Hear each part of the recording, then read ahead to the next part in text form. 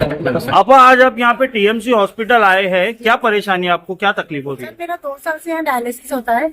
अभी हमारा अपेक्स का जब तक हमारा डायलिसिस होता है, अभी प्लेटिनम करके कंपनी आई है। जो टेक्नीशियन जितने भी इसने डाले हैं सब नो एक्सपीरियंस, 2-2 साल के एक्सपीरियंस वालों को डाले। हमारे को वो जम नहीं रहा है क्योंकि हमारे को इसलिए नहीं चल रहा क्योंकि हमारा रिस्क फिस्टोला है। वही फिस्टोला के जितने भी टेक्नीशियन आए हैं हमको पता है कि ये कहाँ से आ रहे, कितना एक्सपीरियंस है, हमने देखा है। उसके अलावा जो अपेक्स के लोग हैं, हम लोग चाह रहे थे लोग को ही यहाँ पे ट्रांसफर करें, बट उन लोग को सैलरी की वजह से वो लोग नहीं रुक रहे यहाँ पर। हमने ये बोला कि इन लोग को यहाँ रखो।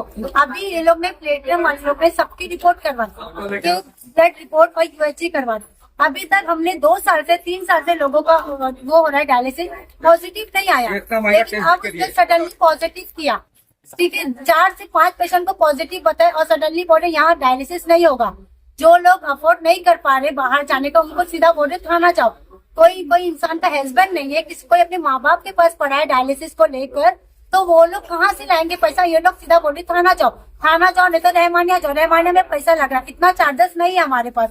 ठीक है, अब ये 2 साल से इन लोग ने पॉजिटिव, और हमारा अपेक्स है ना सर, हर 3 महीने पे वो ट्रिपल की रिपोर्ट कराता, जब पॉजिटिव नहीं आया सडन पॉजिटिव कर दिए। तो ये लोग ऐसा, और ना इंटर जितने भी लोग आए ना टेक्नीशियन लोग, किसी का भी इंटरव्यू नहीं, 2-2 साल का एक्सपीरियंस करके डाल दे रहे।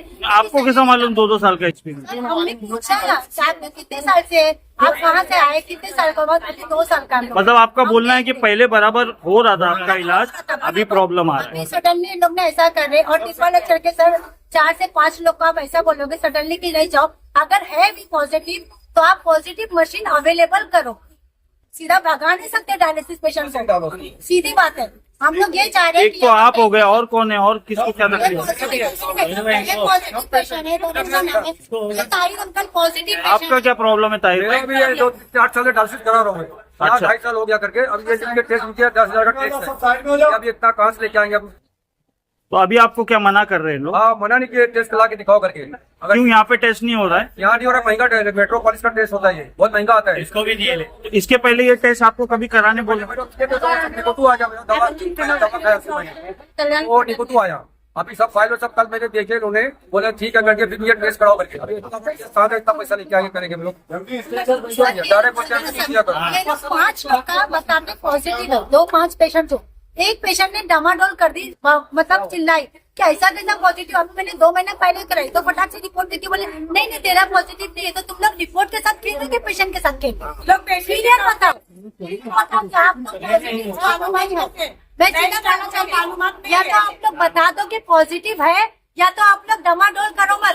नहीं गलती हो गया, देखो तेरा पॉजिटिव नहीं चली आता। ये आपने मैनेजमेंट से बात करने की कोशिश की? यहाँ पे कोई सीनियर स्टाफ से बात की आपने? चिल्लाया, बोला, मैनेजमेंट तो फिलहाल आने रहे, जो गार्ड्स है वो आ रहे, जो एक सुपरवाइजर कौन है वो आके बात किए कि आप लोग चुप हो जाओ, ऊपर शांत हो जाओ, मैडम आएंगी बात करेंगे। कब मैडम आएंगे? हमारा डायलिसिस है, अभी हमने डायलिसिस भी नहीं लिया। अभी आप सुबह कितने टाइम से यहाँ पे रुके हैं? 11 बजे की डायलिसिस है, हम लोग 9 बजे यहाँ यूएचजी करवाए। हम लोग 10 बजे से जो 10 बजे की डायलिसिस के है नशीब वाले, वो सब यहाँ बैठे क्योंकि कोई डायलिसिस नहीं ले रहा। हमारा कहना मतलब ये है कि आप डायलिसिस दे रहे हो तो पहले हमारा ये सब मसला हल करो। आज इसका 11 बजे का डायलिसिस था, इसको भगा दिए। ये डायलिसिस नहीं करेगी सर, जिंदा रहेगी। डायलिसिस वाले लोग जी नहीं सकते एक दिन के बगैर। ये लोग सीधा बोले कि जाओ, कहाँ जाएगी वो? कोई भी हॉस्पिटल वाले डायरेक्ट नहीं देते, पहले रिपोर्ट मांगते। 2-2.5 हज़ार की रिपोर्ट कहाँ से करेगा इंसान? गरीब आदमी क्या करेगा? आप ये बताइए और इनसे पूछिए इस चीज का सवाल करो। पॉजिटिव मशीन डालने का वो बोलिए कि इतना 10 मशीन है ना, उसमें से एक मशीन पॉजिटिव का करो, क्योंकि पॉजिटिव इंसान किधर भागेगा भाई? कहीं मर जाए। पॉजिटिव वाले को क्या गुनाह है? पॉजिटिव आ गए तो किस चीज की गलती की सजा है?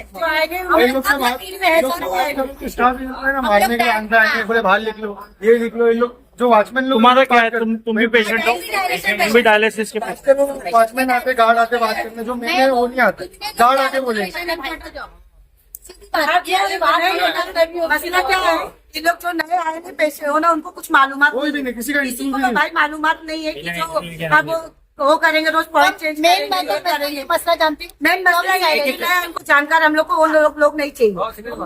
हम लोग का उसका निकाले क्या तो मालूम है, वेटिंग के अंदर 100 आदमी है पीछे, और नहीं डायलिसिस होता है 60 आदमी।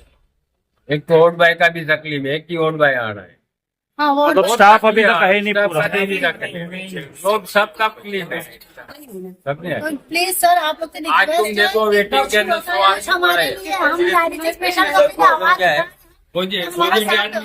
बहुत परेशान है। एक्चुअली प्रॉब्लम क्या है सर, प्रॉब्लम ये है कि जितने भी हमारे डायलिसिस पेशेंट है ना, उन लोगों को ना यहाँ के अभी जो प्लेटिनियम वाले लोग ने ना नए स्टाफ डाले, वो जरा भी इनको बाहर है नहीं, क्योंकि इन लोग प्रैक्टिकल उनका देख रहे ना, उन लोग का प्रैक्टिकल देख रहे 2-4 दिन, हफ्ते भर से 10 दिन से उनका प्रैक्टिकल देखे, लेकिन वो कैसा इनको ना जरा भी सपोर्ट नहीं कर पा रहे उन लोग, मिल नहीं पा रहे उन लोग से। और जो पुराने वाले एपेक्स वाले ना वो बेटर है, वो इनको सपोर्ट कर रहे, तो इन लोग क्या बोल रहे हैं कि उनको ही रखो ना, आप चेंज क्यों कर रहे हो उनको? तो लोग क्या बोल रहे हैं कि एपेक्स वाले नहीं रहेंगे, प्लेटिनियम वाले रहेंगे। तो प्लेटिनियम वाले लोग क्या बोल रहे हैं, ठीक है तुम प्लेटिनियम में उन लोग आने तैयार है, तो उसकी सैलरी दो जो एपेक्स में मिलती है, उन लोग हमारा ट्रीटमेंट करेंगे यहाँ पे, प्लेटिनियम में रहने दो। और उसके अलावा लेकिन उनको ले लो ना, तुम उनको लेने नहीं तैयार है, तुम अपने हिसाब से डाल रहे हो। जो डायलिसिस की मशीन है वहाँ पे वो कैसे चलाते हैं हाथों से, वो बटन वाली नहीं है, कंप्यूटर वर्क है। वहाँ प्लेटफॉर्म में कितने स्टाफ आप जाके पूछ लो, ये मशीन चला नहीं पा रहा है। मैं बोल रही हूँ आपको,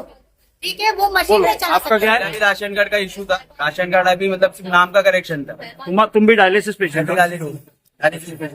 नाम का करेक्शन था, नाम करेक्शन कराने के लिए बोलिए उन्होंने, लेकिन उन्होंने लेटर दी थी बड़े इधर पे नहीं होगा विदाउट, मतलब सिर्फ नाम के करेक्शन की वजह से मतलब डायलिसिस यहाँ पे नहीं होता, मैं कहाँ जाऊँ? सर आज अपनी अजमल खान हॉस्पिटल पे डायलिसिस पेशेंट ने कुछ विरोध किया था। कहा जा रहा है कि जो डायलिसिस करते हैं वो सीखे हुए लोग नहीं है, सब टेम्परेरी बेसिस पे रखे गए, ऐसे करके उन्होंने आरोप लगाया है। उस पर आप कुछ बात करना चाहते हैं? देखिए मैं आपको ये बताना चाहूँगा, फ्रीडम फाइटर हाकिम अजमल खान हॉस्पिटल का जो डायलिसिस डिपार्टमेंट है वो अभी भी एपेक्स किडनी केयर के पास ही है। एपेक्स जो कंपनी है जो उसको पहले से चला रही थी वो अभी भी उसको चला रहे हैं। उनको हैंडओवर का लेटर इशू हुआ है, वो हैंडओवर अभी भी हमारे पास हुआ नहीं है।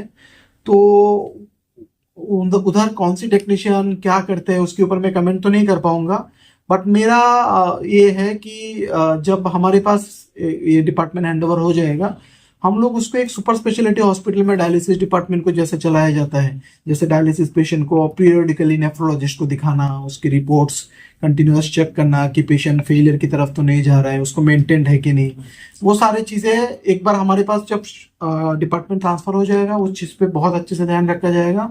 एंड एक सुपर स्पेशलिटी हॉस्पिटल में सिर्फ डायलिसिस नहीं दिया जाता, पेशेंट को बाकी भी एंसिलरी जो केयर्स लगते हैं या कभी आईसीयू की जरूरत लगती है वो भी हमारे यहाँ पे पेशेंट को मुफ्त में प्रोवाइड किए जाए। कुछ लोगों से बातचीत की है, डायलिसिस के जो मरीज है, पेशेंट है, उनसे आपने बातचीत की, उन लोगों ने क्या बताया, आपने क्या बताया उनको? मैंने अभी इनको बुला के लिया था मेरे कैबिन में, बिकॉज मेरा ये एक लाइफ का एग्जांपल ये है कि कभी भी कोई भी पेशेंट हो उसको डायरेक्टली मिलो तभी आप उनकी प्रॉब्लम को समझ सकते हो। तो मैंने जब उनको बुला के लिया तो मुझे उनकी जो इंक्वायरीज थी वो सब पता चला कि वो क्या बताना चाह रहे हैं।